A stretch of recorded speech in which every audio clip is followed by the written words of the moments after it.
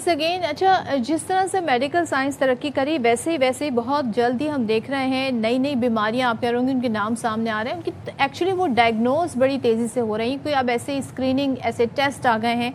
लेकिन यहाँ पर मैं आपको बताऊँ कि दुनिया की 92% आबादी ज़िंदगी के किसी न किसी मरहले पर कैंसर का शिकार हो सकती है। 92% आबादी की बात कर रहे हैं।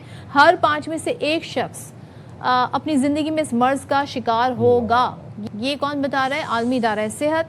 वार्निंग जारी की आलमी इदारा सेहत ने और बैनुल-अक़वामी इदारा तहकीक बराए सरतान की ताज़ा ग्लोबल स्टैटिस्टिक्स रिपोर्ट है 2026 की। इसके मुताबिक दुनिया में कैंसर के हर साल 2 करोड़ 6 लाख नए केसेस सामने आ रहे हैं, जिनमें 1 करोड़ अफराद जान की बाजी हार रहे हैं। रोज़ाना 26,000 से ज़ायद अमवात कैंसर की वजह से हो रही है। ये बीमारी दिल के अमराज के बाद दुनिया की दूसरी बड़ी जानलेवा बीमारी बन चुकी है और पाकिस्तान में हर साल 10,000 बच्चे कैंसर का शिकार हो रहे हैं। 30,000 से ज़ायद ख़वातीन ब्रेस्ट कैंसर में मुब्तला होती जा रही हैं और उनमें से 15,000 से ज़ायद जो है वो अपनी जान से हाथ धो बैठती हैं, अनफॉर्चुनेट एंड वेरी सैडली। इसके अलावा सर्वाइकल कैंसर के अब यौमिया 5,000 नए केसेस रिपोर्ट हो रहे हैं।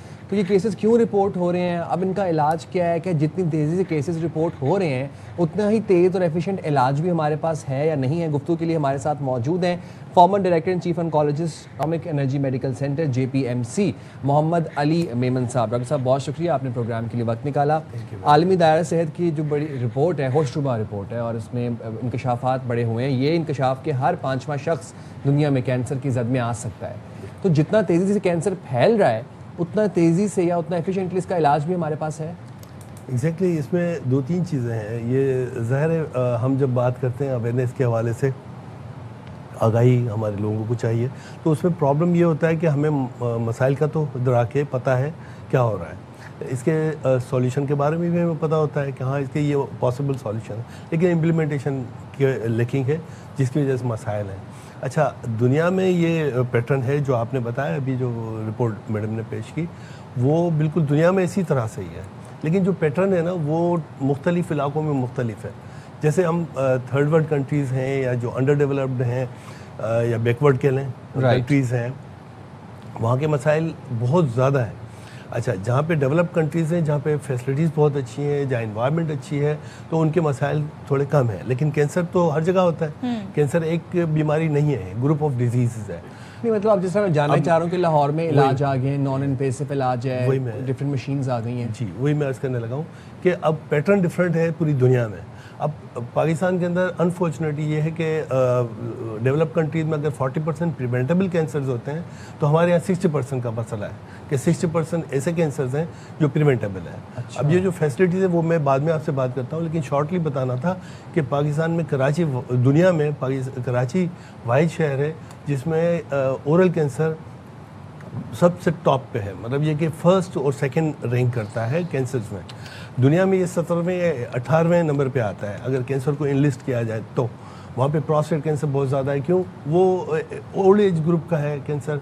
तो हमारे यहाँ मसाइल है कि प्रोडक्टिव एज ग्रुप के अंदर जो मसाइल है ना, उनको हमें एड्रेस करना होगा। मसाइल का हमें पता है कि क्यों हो रहा है। अच्छा, और डॉक्टर साहब आपने कहा मसाइल का हमें पता है। मैं ज़ाहिर है हमारे इर्द गिर्द बहुत सारे ऐसे लोग हैं या हम जिनसे इंटरेक्ट करते हैं, अक्सर बेशतर सुनने में आता है कि जी फ़लाँ शख्स उसको कैंसर डायग्नोज हुआ है, फ़लाँ को कैंसर डायग्नोज हुआ है। कुछ ऐसे लोग भी होते हैं जिनका सुन के हमें हैरानी होती है कि ये तो बहुत हेल्दी इनका लाइफस्टाइल था, ये अपनी फ़िटनेस का बड़ा ख्याल रखते हैं। ऐसे लोगों को मतलब बाहर जाके वॉक करना, एहतियात करना, ये सारी चीज़ें शामिल हैं। वजूहात क्या हैं कि उन जैसे लोगों को भी कैंसर डायग्नोज हो रहा है? तो ये जो मसाइल का हमें पता है, लेकिन इसकी शिद्दत का हमें अंदाज़ा है, पता नहीं है, लोगों को पता नहीं है उसकी शिद्दत का कि क्यों हो रहा है, कैसे हो रहा है। तो इसमें हम जब ग्रुप्स में डिस्कस करते हैं अवेयरनेस के हवाले से, तो उस वक्त हम ये बताते हैं कि हमारी इंटरनल एंड एक्सटर्नल इन्वायरमेंट होती है बॉडी की, इंसान ह्यूमन बॉडी की। तो हमारी जो एक्सटर्नल इन्वायरमेंट है वो और इंटरनल इन्वायरमेंट वो कंटामिनेटेड है। डेवलप्ड कंट्रीज़ में उनकी पानी बिल्कुल कंटामिनेटेड नहीं होता, उनकी जो फूड हैबिट्स हैं वो बेहतर होती है अकॉर्डिंग टू देयर इन्वायरमेंट होती हैं। हमारे यहाँ हम लोग जंक फूड, दूसरे कंट्रीज़ की फूड या इस तरह की फूड यूज़ करते हैं जिसमें कंटामिनेशन बहुत ज़्यादा होती है। अमेरिका में सबसे ज़्यादा आई थिंक जंक फूड का इस्तेमाल लेकिन उनके पास उनके हिसाब से उनकी इन्वायरमेंट के हिसाब से उनकी चीज़ें यूज़ करते हैं वो लोग। हमारे यहाँ वो इन्वायरमेंट के हिसाब से हम यूज़ नहीं करते। हमारी जो इन्वायरमेंट के हिसाब से, जैसे ये हम बात करते हैं, जैसे आपने कहा कि वहाँ के हिसाब से वो कर रहे हैं जंक फूड, लेकिन वो जंक फूड नहीं होती, वो इनकी स्पेशल फूड होती है। हम लोग जंक फूड वो कहते हैं जो हमारे इन्वायरमेंट के मुताबिक नहीं है। जैसे नीम ट्रीज़ है, हमारे क्या है, हमारे इन्वायरमेंट के मुताबिक ये ट्रीज़ हैं, वो इन्वायरमेंट को क्लीन हेल्दी बनाता है। हमारे डिफॉरेस्टेशन की वजह से सारा ये जो निज़ाम है, हमारी एक्सटर्नल इन्वायरमेंट तबाह हो गई है। अब इंटरनल इन्वायरमेंट के लिए हमें खाना पीना अच्छा होना चाहिए। अब जैसे ये हम मिनरल वाटर की बॉटल्स यूज़ कर रहे हैं, अगर वो कुछ देर के लिए भी अगर गर्मी में या धूप में रह जाती हैं तो वो उसके जो पार्टिकल्स हैं, प्लास्टिक हैं, वो कंटामिनेट कर देते हैं हमारे पानी को, तो वो आपकी इंटरनल इन्वायरमेंट को तबाह कर देती हैं। जी, कार्सिनोजेन। मैं आपसे डॉक्टर साहब यही जानना चाह रहा हूँ कि अब ये तो एक इसके लिए बहुत डीप स्ट्रक्चरल रिफॉर्म्स और अवेयरनेस की ज़रूरत पड़ेगी। हम तो आज बिरयानी खा रहे हैं और हम आज भी माइक्रोवेव में प्लास्टिक के बॉक्सेस रख देते हैं, प्लास्टिक की बॉटल से पानी पी रहे हैं। बनास्पति घी अनब्रांडेड चर्बियाँ पिघला पिघला के आज भी मार्केट में पड़ा हुआ है, साबुन चर्बियाँ पिघला पिघला के हमारे पास आ रहा है। कहाँ से शुरू करें? सादा सा काम है, back to nature. Back to nature सादा सा काम है। हमें बैक टू नेचर होना है। हमें ये कंटामिनेटेड चीज़ें का इस्तेमाल कम करना है, लोगों को बताना है कि अगर हम नेचर को ज़्यादा फेवर करें। आप देखें ना, ये जो मैडम ने बताया कि अमेरिका में तो वो जंक फूड है, लेकिन इनकी जॉगिंग, इनका इन्वायरमेंट आप देखें तो सही, वो लोग इतने हेल्दी होते हैं। 70-80 की एज में वो लोग वॉक जॉग कर रहे होते हैं। हम लोग यहाँ पे 70-80 पे मेरा ख्याल है बेड पे जा रहे हो की पोजीशन में होती है। हाँ, तो ये सारी चीज़ें इंटरनल और एक्सटर्नल इन्वायरमेंट से रिलेटेड है और ये सारी चीज़ें बहुत इंटरेक्टिव हैं एक चीज़ और है डॉक्टर साहब, हमारे यहाँ लोग एनुअल चेकअप्स नहीं कराते हैं because of the cost as well, कि उन्हें लगता है जी। और हमारे यहाँ थोड़ा सा I am surprise, negative test आता है तो कहते हैं पैसे ज़ाया हो गए, टेस्ट कराया। मतलब इस पर तो उन्हें खुश होना चाहिए कि पॉजिटिव नहीं आया। बट ये कितना इंपॉर्टेंट है, आपने कहा 60% ऐसी केसेस हैं प्रिवेंटेबल कैंसर के कि जो प्रिवेंटेबल है, लेकिन उसकी अर्ली तशखीस होना, एनुअल चेकअप होना, ये बड़ा इंपॉर्टेंट है। इसको इस तरफ कैसे लेकर आएंगे? एनुअल चेकअप की जहाँ तक बात है, ये बिल्कुल यहाँ पे हमारा जो इंफ्रास्ट्रक्चर है उसको थोड़ा सा मॉडिफाई करने की ज़रूरत है। अवेलेबल है बेसिक कौन से चेकअप्स होंगे? बेसिक जैसे हमारा प्राइमरी हेल्थ केयर सेटअप है ना, हाँ। उसको एक्टिवेट करना होगा। हमारे जो जनरल प्रैक्टिशनर है या जो गली के अंदर बैठा हुआ MBBS डॉक्टर है, उसको मोटिवेट करने की ज़रूरत है। क्यों?